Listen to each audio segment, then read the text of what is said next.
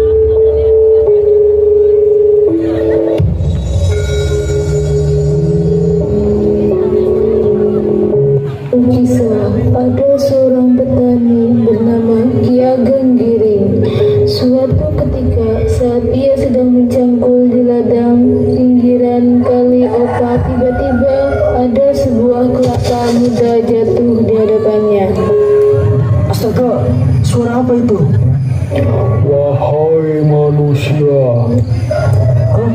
Kok ada buah kelapa yang bisa berbicara? Tenang saja, aku tidak jahat. Aku hanya ingin menyampaikan sesuatu. Baiklah. Barang siapa? Barang gua. Sorry. Maksud saya, barang siapa yang meminum air kelapa muda ini, maka ia dan keturunannya akan berkuasa di tanah Jawa. Wah, sungguh ajaib. Aku harus minumnya nanti. Konon wahyu keprabon yang ada dalam cangkir kelapa muda itulah adalah sabda wali terkenal di Jawa, yaitu Sunan Kalijaga. Lalu Ki Ageng Giri membawa pulang kelapa muda yang masih hijau segar itu. Namun ia tak bisa sedang tirakat berpuasa. Hingga kemudian ia pergi membersihkan diri di sungai. Tak lama kemudian datanglah sahabatnya, yaitu Ki Gede Pemanahan, yang bermaksud untuk bertemu. Melihat kelapa muda yang terletak, tamu yang haus itu segera meminumnya. Barulah ada tetes-tetes terakhir Ki Ageng Giri muncul.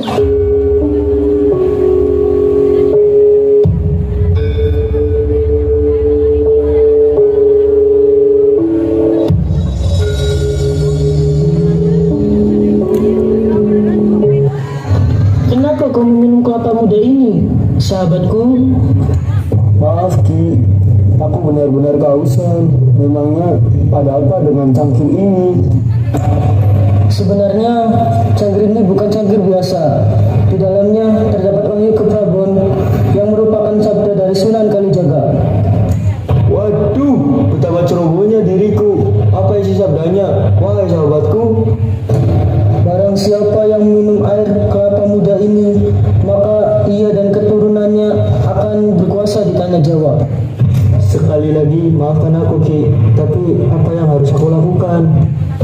Baiklah, suatu saat nanti sesudah keturunanmu yang ketujuh, aku ingin keturunanku lah yang menggantikan untuk menguasai Jawa.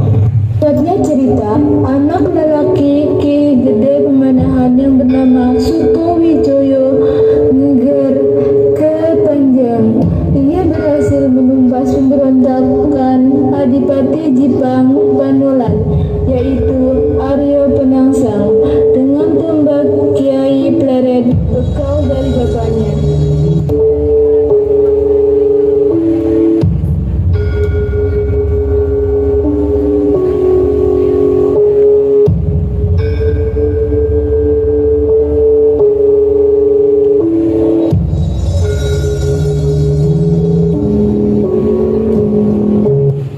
Hei pemberontak, hentikan perbuatanmu atau kau akan kuhabisi. Berani-beraninya kau melawanku. Ayo kita buktikan.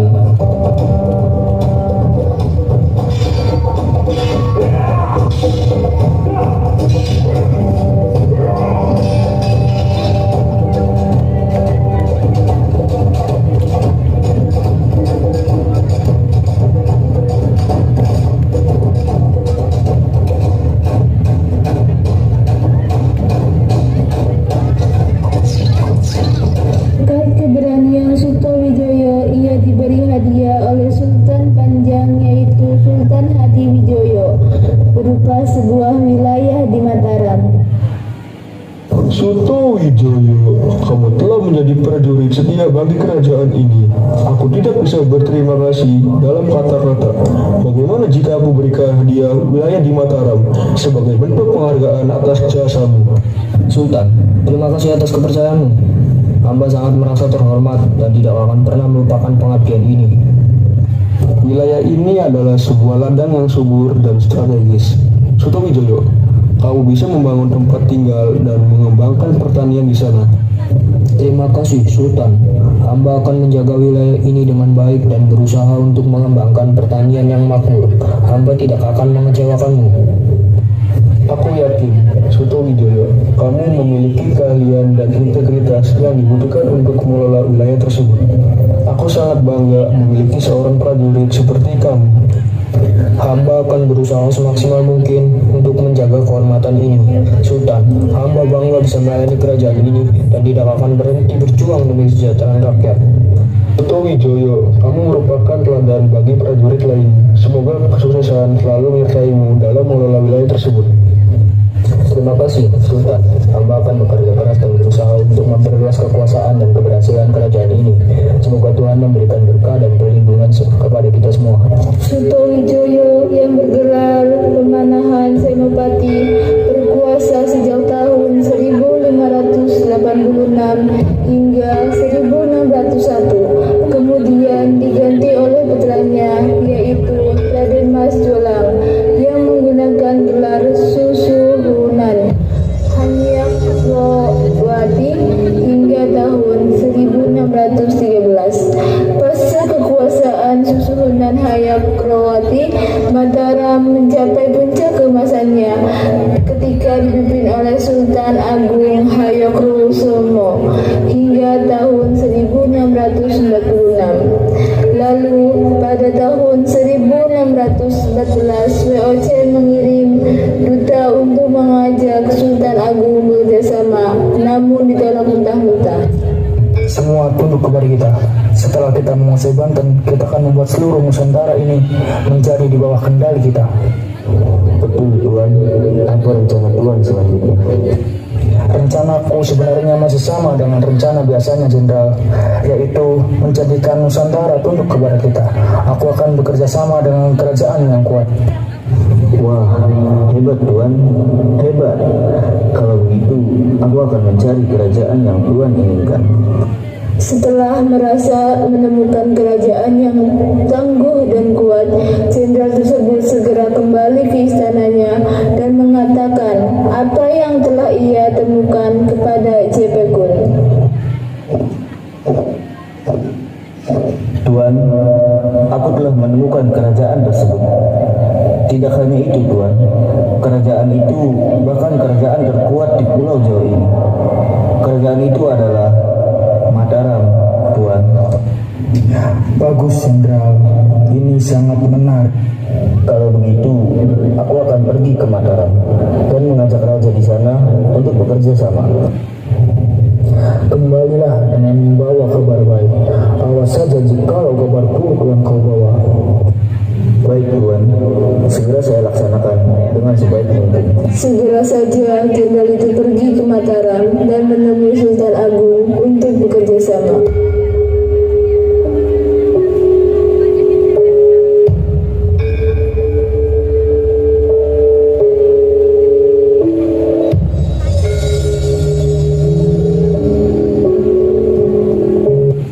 Salam Sultan, ada utusan dari VOC yang ingin bertemu dengan Sultan. Apa?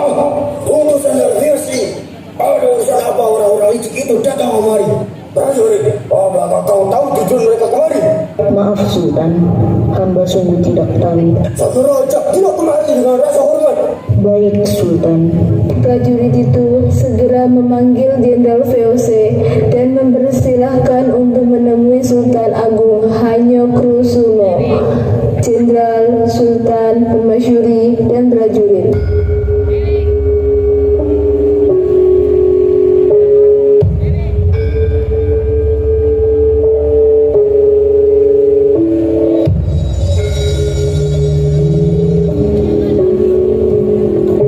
Jadi, ada perlu apa kau kemari, wahai para bertubuh?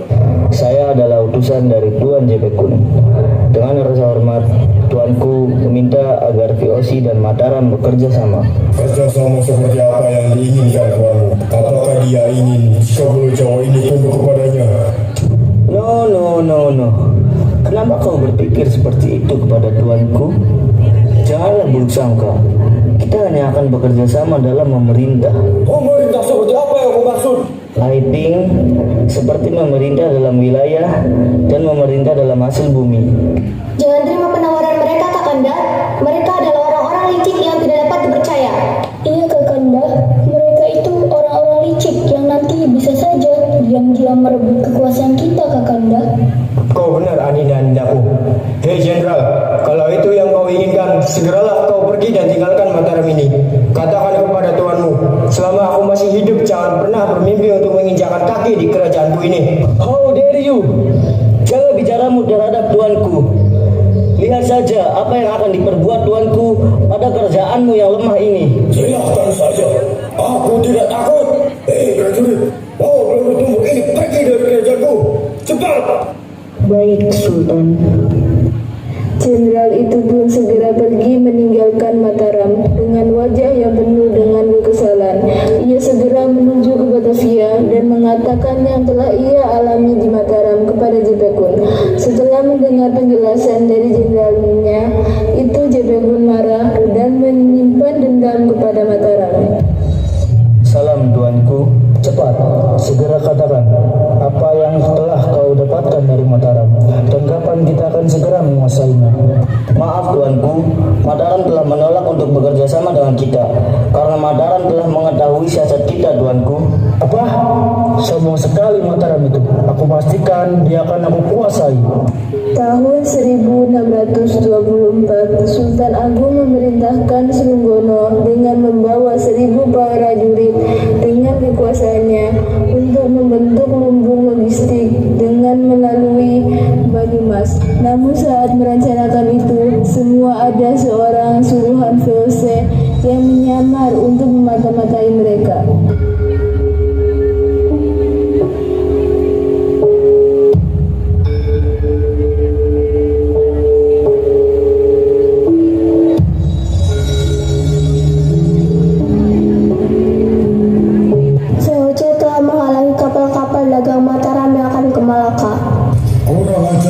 Segera pikirkan rencana yang akan kita lakukan untuk melakukan penyerangan tersebut. Baik Sultan, tapi jarak antara Mataram dengan Batavia sangatlah jauh Sultan. Selain itu, kita juga memerlukan banyak tenaga dan persediaan senjata serta makanan yang cukup agar kita bisa melawan dan membawakan hasil Sultan. Kita akan membangun lumbung beras di Karawang yang letaknya sangat strategis untuk melawan VOC. Segera bawa 1.000 pasukan beserta keluarganya ke sana dan bangun lumbung persiapan penyerangan. Dan jangan lupa beri pesan kepada saya tentang perkembangan di sana. Baik Sultan. Oh, jadi begitu rencananya. Sampainya di Karawang, langkah awal yang dibuat oleh Srunggono adalah dengan membentuk 3 desa, yaitu Desa Waringin Pitu, Parakan Sapi, dan Desa Adiarsa, dengan pusat kekuatan diletakkan di Desa Waringin Pitu. Tuan, kami telah memutuskan 3 desa yang akan kita bangun lumbung logistik dan rumah warga Tuan, yaitu Desa Waringin Pitu. Karena letak itu sangat strategis untuk melakukan penyerangan langsung ke Batavia, Tuan. Baik, segera laksanakan. Baik, Tuan. Tuan, apakah kita sebaiknya mengirimkan kabar kepada Sultan Agung atas perkembangan di sini? Tuan, jarak dari sini sampai Mataram tidaklah dekat Tuan. Apa lebih baik kita tunggu saja hingga perkembangan yang sangat baik, Tuan? Baik, kita tunggu saja. Baik, Tuan. Dengan keputusan yang dibuat oleh Srunggono untuk tidak mengirimkan pesan kepada Sultan Agung, hal tersebut justru membuat Sultan Agung berpikir bahwa pekerjaan yang diberikan kepada Srunggono gagal. Demi menjaga keselamatan Mataram, maka Sultan Agung mengirimkan pasukan untuk melakukan penyerangan terhadap VOC pada tahun 1629. Prajurit, kenapa Srunggono belum juga mengirimkan pesan? Apakah Srunggono gagal? Segera persiapkan perlengkapan peperangan. Kita akan menyerang VOC di Batavia besok pagi dan memerintahkan Maureksa untuk memimpin. Baik, Sultan. Dengan ini gagal akibat medan yang terlalu berat. Sultan Agung lalu memerintahkan agar Karawang dijadikan sebagai pusat logistik dan harus memiliki pemerintahan sendiri yang harus dipimpin oleh seorang yang kuat dan cerdas, dan harus berada dalam langsung diawasi oleh Mataram sebagai persiapan penyerangan yang akan dilakukan lagi terhadap VOC. Bagaimana ini Sultan? Penyerangan yang kita lakukan telah gagal. Prajurit kita telah gugur dalam perjalanan Sultan. Mereka telah gugur sebelum menyerang VOC. Sultan, jika kita ingin menang dengan cara yang seperti ini, sangat tidak mungkin Sultan. Kita akan memikirkan cara yang lebih matang sebelum melakukan penyerbuan lagi. Sultan, apakah kita harus mengubah strategi? Sultan, apakah kita harus meneruskan misi kita dalam pembangunan di Karawang? Kita akan melanjutkan pembangunan di Karawang. Apa kita akan membuat pemerintahan sendiri di sana, Tuan? Kita butuh orang yang kuat dan cerdas. Kita akan buat pemerintahan di sana dan berada langsung di bawah pengawasan Mataram.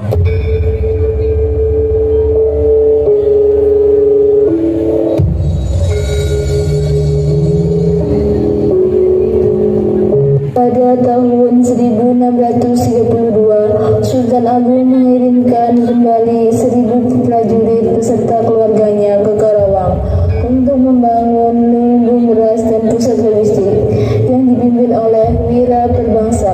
Di bawah komando Wira Perbangsa, tugasnya berhasil dan langsung mengirim pesan kepada Mataram. Prajurit, kemarilah. Iya, Tuan. Ada apa memanggil saya? Segera kirim pesan kepada Sultan bahwa kita telah berhasil menjalankan misi yang diberikannya. Baik, Tuan. Tuan, Anda dipanggil Sultan untuk menghadap di Mataram besok pagi. Ada apa gerangan Sultan Agung memanggil saya? Mengangkatkan dan pemberian jabatan baru kepada Tuan dan menjadikan Tuan sebagai Udana Mataram. Setelah itu, ia diangkat menjadi wedana di sana dan dihadiahi sebilah keris yang bernama Karasinjang. Namun, Wira Perbangsa meninggal saat menjenguk keluarganya di Galuh dan kemudian digantikan oleh putranya yang bernama Raden Singa Perbangsa. Perlawanan kedua tahun 1629, Sultan Agung mempersiapkan untuk penyerangan terhadap VOC. Segera siapkan perlengkapan peperangan. Kita akan menyerang VOC lagi. Baik, Sultan, kami akan segera mempersiapkan semuanya. Segera tingkatkan jumlah kapal dan senjata. Bawa lumbung beras untuk persediaan makanan. Tuan, Mataram sedang mengadakan persiapan penyerangan, Tuan. Biarkan saja, Jenderal. Tapi Tuan, penyerangan itu ditunjukkan kepada kita, Tuan. Apa? Kurang ajar sekali mereka. Mereka telah meningkatkan jumlah pasukan dan membangun lumbung beras di Karawang, Tuan. Apa yang harus kita lakukan, Tuan? Segera hancurkan lumbung beras dan hancurkan rumah warga milik Mataram di Karawang. Dan siapkan juga persenjataan untuk menyerang Mataram. Baik, Tuan.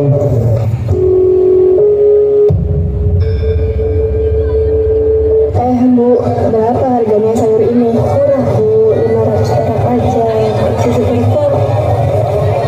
Sayur, sayur, sayur. Sayur, sayur.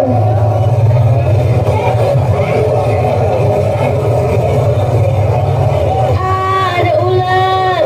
Mana ular mama? Ih, Ibu, jangan fitnah dagangan saya. Kalau ngomong hati-hati. Tahu nggak sih? Tahu nggak sih, si Jenderal VOC itu ganteng banget loh. Oh, ganteng banget katanya. Katanya sih gitu, tapi aku belum pernah lihat langsung sih. Tiba-tiba ada seorang warga yang datang bernama Saripe.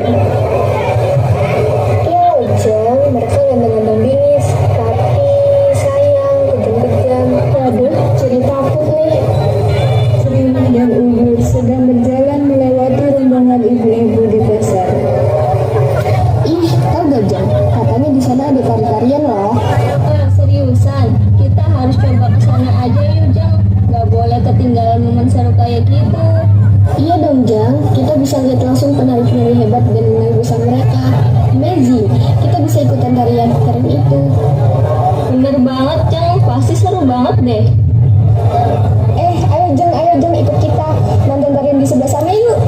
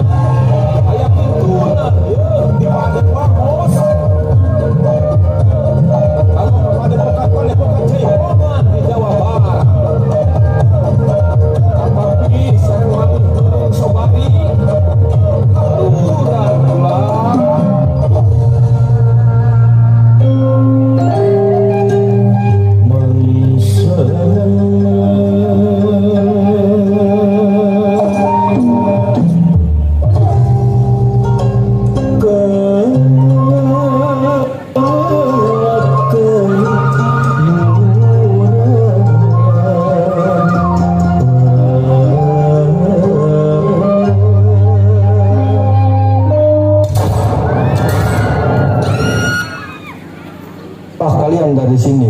Jika tidak, kalian semua akan mati.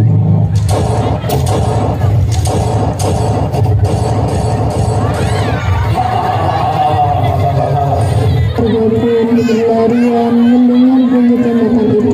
Namun saat itu justru berlari ke arah jenderal satu sambil ketakutan. Au, tegal, dapetnya besi. Jenderal, kok ada masih? Olang ini apa bikin Owe pusing saja. Olang cepat pergi sebelum Owe hantam pakai senjata ini Tidak, cari.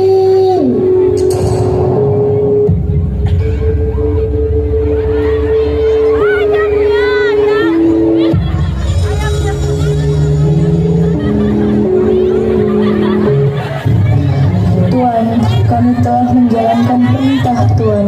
Semua lumbung beras di rumah warga telah hancur tak bersisa. Bagus. Pastikan tidak ada yang tersisa bagi Mataram.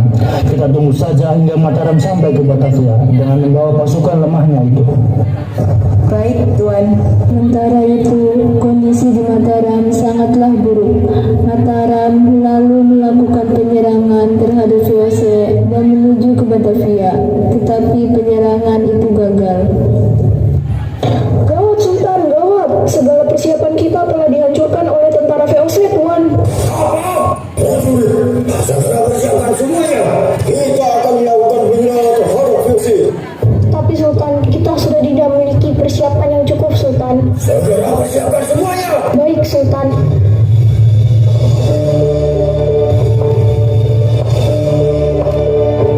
Tegakkan kepalamu. Sebentar lagi namamu akan dikenang sebagai pahlawan Mataram. Prajurit-prajuritku yang gagah, dengan berat hati aku titipkan perjuangan ini kepada kalian. Perang ini bukan untuk ingsun. Ini perang suci.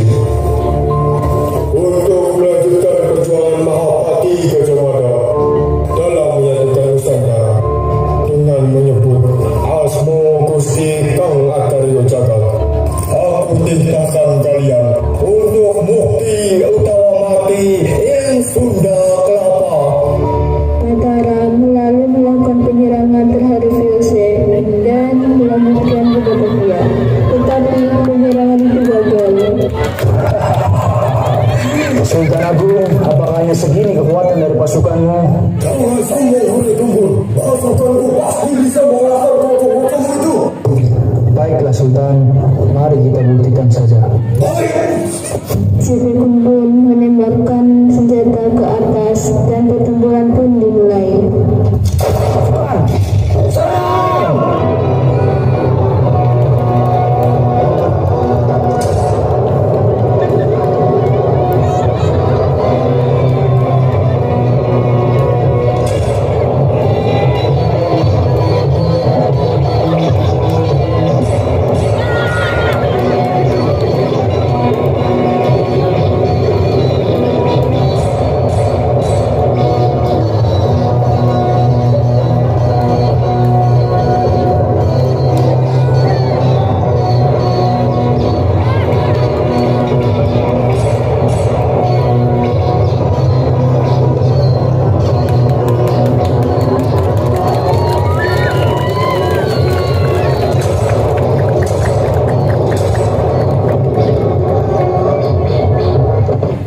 Di tengah-tengah peperangan, banyak pasukan dari Sultan Agung yang gugur.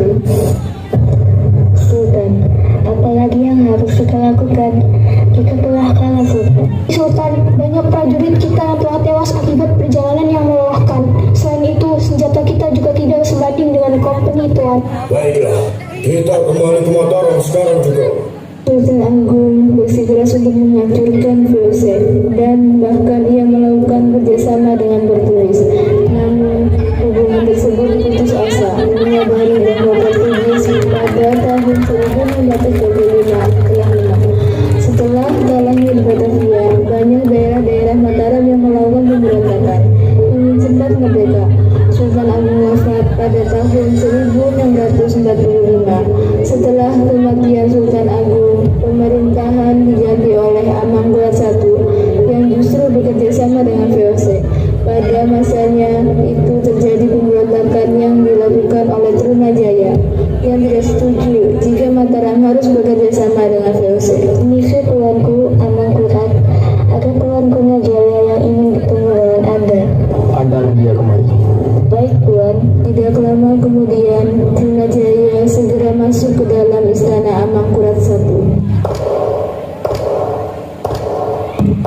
Apakah ada yang ingin dibicarakan?